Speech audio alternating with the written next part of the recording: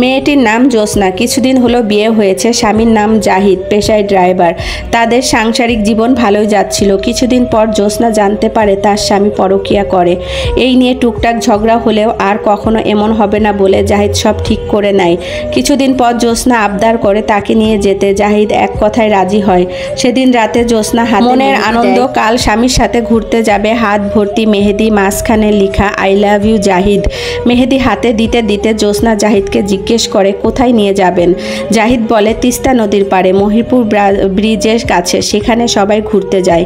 কাল বিকেলে রেডি থাইকো। জ্যোৎস্না পরের দিন রান্নাবান্না থেকে শুরু করে ঘরের সব কাজ দুপুরের মধ্যেই শেষ করে নিল। তারপর স্বামীর সাথে একসাথে দুপুরে খাবার খেলো। খাবার খেয়ে দুজনেই একসাথে কিছুক্ষণ রেস্ট নিল।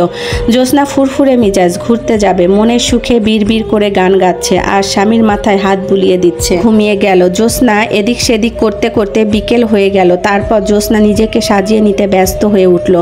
ইচ্ছে মতো সাজলো সেই বিয়ের দিনের মতো নববধূ রূপে। সেজে গুজে স্বামীর কপালে কিস করে তালতো ছোঁয়ায় ডেকে তুলল। জাহিদও তাড়াহুড়া করে রেডি হয়ে নিল। জ্যোৎস্না শাশুড়িকে সালাম দিয়ে বিদায় নিল। মনের আনন্দে যেতে শুরু করলো জ্যোৎস্না। জ্যোৎস্নার মনে তখন অনেক রকম উল্লাস। কিভাবে ছবি তুলবে, ফুচকা খাবে, স্বামীর হাতে হাত রেখে নদীর পাড়ে হাঁটবে। এদিকে তখন জাহিদের মনে চলছে ভিন্ন কিছু। কিভাবে জ্যোৎস্নাকে মেরে ফেলতে কেউ যাতে কিভাবে হাত বাঁধা যায়, কিভাবে নদীতে ধাক্কা দেওয়া যায়।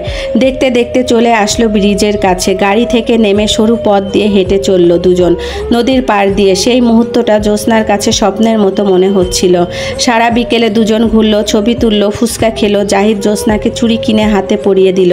জ্যোৎস্না তার জমানো টাকা থেকে জাহিদকে জামা কিনে দিল। এরপর সন্ধ্যা হতেই জাহিদ বলল এবার চলো। এই বলে উল্টো পথে হাঁটা শুরু করলো। জ্যোৎস্না জিজ্ঞেস করলো, বলে এদিক দিয়ে অনেক তাড়াতাড়ি যাওয়া যাবে। জ্যোৎস্নাও সরল মনে হেঁটে চলল। হাঁটতে নির্জন জায়গা দেখে জ্যোৎস্নার ওড়না দিয়ে তারই গলা পেঁচিয়ে ধরলো। জ্যোৎস্নার দম বন্ধ হয়ে আসলো। জ্যোৎস্না হয়তো তখন মনে মনে ভাবছিল আহা শখের পুরুষ। তারপর সেই ওড়না দিয়েই হাত বেঁধে নদীতে ধাক্কা মেরে ফেলে দিল। হেরে গেল জ্যোৎস্নার প্রেম, জিতে গেল জাহিদের পরিকল্পনা। ইস, আমার একটা কথায় মাথা থেকে যাচ্ছে না। জাহিদ কি জ্যোৎস্নার হাতে চুড়ি পরানোর সময় দেখেনি তার হাতে বড় করে লেখা আই লাভ ইউ জাহিদ? আহা জাহিদ, কিভাবে পারলে? বুক কাঁপে নাই? মলিন চেহারা দেখেও কি মায়া হয় নাই? তুমি তার কতই না শখের ছিলে, কত শখের পুরুষ, কত ভালোবাসার পুরুষ। আর আজকে শেষ হয়ে গেল জ্যোৎস্না। পরিকল্পনা হয়ে গেল সফল। জ্যোৎস্নার ভালোবাসা হেরে গেল। দুনিয়ায় ভালোবাসা বলে কিছুই নেই, সব কিছু স্বার্থ। স্বার্থ ছাড়া মানুষ কিছুই বোঝে না। আর আছে পরকীয়া। পরকীয়া দুনিয়াটাকে শেষ করে দিল। সুখের সংসার, সন্তান, কোনো কিছুই মানে না এই পরকীয়া।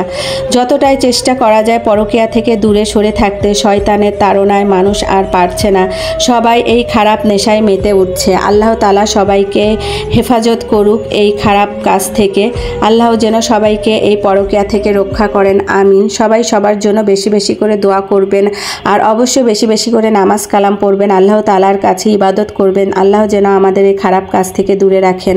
কথা বলতে বলতে আমার কিন্তু দুপুরে রান্নাও কমপ্লিট হয়ে গেল। আজকে বেগুন, আলু আর বড়ি দিয়ে রান্না করেছি, রুই মাছ। রান্নাটা কিন্তু দারুণ হয়েছিল, খেতেও অনেক ভালো লেগেছিল। অনেক দিন পর বড়ি রান্না করলাম। বড়িটাও মাশাআল্লাহ অনেক সুন্দর নরম হয়েছে। তো আজকের মতো আমি আমার ভিডিওটি এখানেই শেষ করছি। সবাই ভালো থাকবে, সুস্থ থাকবে। আল্লাহ হাফেজ। আসসালামু আলাইকুম।